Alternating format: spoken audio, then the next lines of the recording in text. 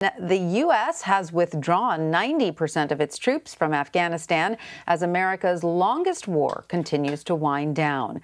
The Pentagon says the remaining 10% will leave by the end of August.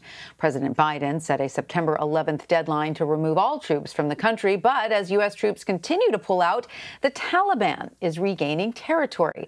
For more on this, I want to bring in Mark Jacobson. He's a former deputy NATO senior civilian representative for Afghanistan, as well as the assistant dean of Washington programs for the Maxwell School at Syracuse University. He is also the brother of CBS This Morning Saturday co-host Dana Jacobson.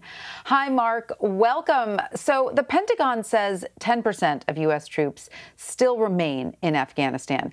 What do you make of the timing of this withdrawal, and what do you think will happen once those troops are fully removed?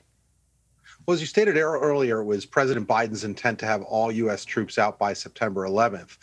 Essentially, all U.S. troops are out. You have a few that remain that will help guard the U.S. Embassy, a few others on their way out. Notably, General Scott Miller is staying for a few extra weeks. The problem is the psychological shock of the withdrawal has already had its effect, and that's not been a good one for the people of Afghanistan. Combined with this, you have the Taliban who've had victory after victory, and this has resulted in not just defeatism, but the great likelihood that you will see at best a civil war and at worst in several months the fall of the government in Kabul. So again, Taliban success breeding more Taliban success, and again the shock of the U.S. finally leaving in a fairly haphazard way in the last couple of weeks, really destroying the morale of the Afghan military and perhaps of the Afghan people as well. Let's speak about the Afghan people for a moment, because as the Taliban gains territory, we all know they have rules that do not allow women or girls to attend school or to work.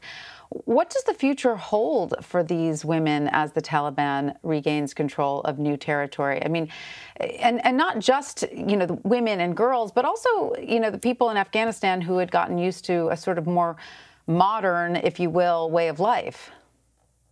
You have an entire generation of Afghans who have grown up with the ability of women to go to school, the ability to play music, the ability to have a relatively free press as well, read books, do what they want. At the same time, every expert, every Afghan expert within the country as well is telling us that once the Taliban take over, it's going to be back to the 1990s, the oppression that we saw, the inability of girls to go to school, desire to subjugate women completely. I don't have high hopes for what this is going to bring. I am concerned about friends. I am concerned about their children. I am concerned about what's going to happen to the Afghan people if the Taliban are able to regain control. The U.S. had been in Afghanistan for nearly 20 years.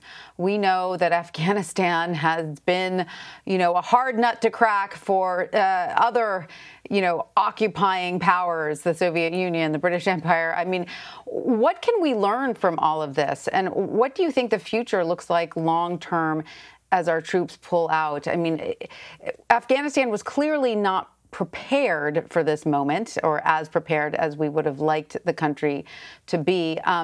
Is there any lesson to be learned here? I think there are going to be a number of lessons to be learned. This is what you're going to see over the immediate period, over the next 5, 10, 15 years, books, articles, everyone trying to say, I know why the U.S. didn't succeed in Afghanistan. And I think to just offer a point or two, anyone who tells you there's a single reason for failure in Afghanistan is wrong.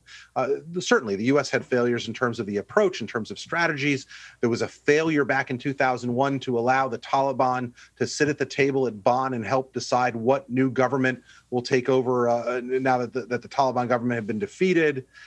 I also think there are tremendous mistakes that the Karzai government, the Ghani government made.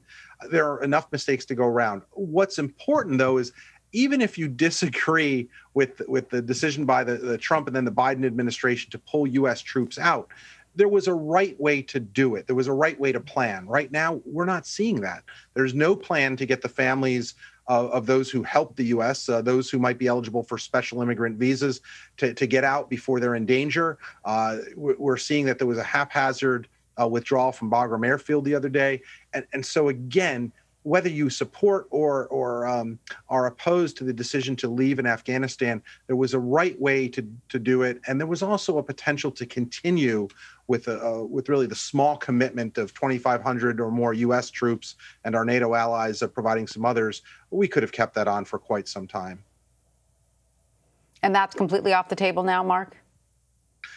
I'd be shocked if we see a reversal, although you saw a little bit of backpedaling, I believe, by the U.S. Central Command in terms of to what degree could U.S. air power be used to support the Afghan forces if they were in trouble. And I have to say, I hope that's true, because I'm not sure how the Afghan security forces will be able to defend against the Taliban without U.S. air support. They're just not in a situation where they can provide their own just yet.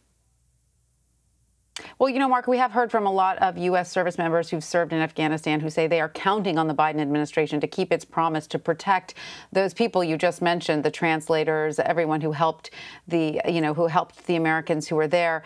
Are you seeing that that is going forward? Because they are, there are lots of U.S. service members who are counting on that promise being kept. What are you seeing? Sure. I have no doubt that Secretary of Defense Austin and Secretary of State Blinken are doing everything they can to make sure those Afghans who helped us get out. What I worry about is the military situation on the ground in Afghanistan and the enormity of the logistics required to get, tens of thousands of people out of Afghanistan, perhaps to a third country in Central Asia, maybe in the Middle East. There was discussion of Guam, getting them somewhere where they are safe before they are brought potentially to the continental United States. That's a great challenge. Also, if we are to look at our allies at perhaps spreading out where these Afghan refugees may go, we're going to need agreements with our European allies, our Asian allies as well. That's going to take time, and I'm not sure the Afghan people have that time right now.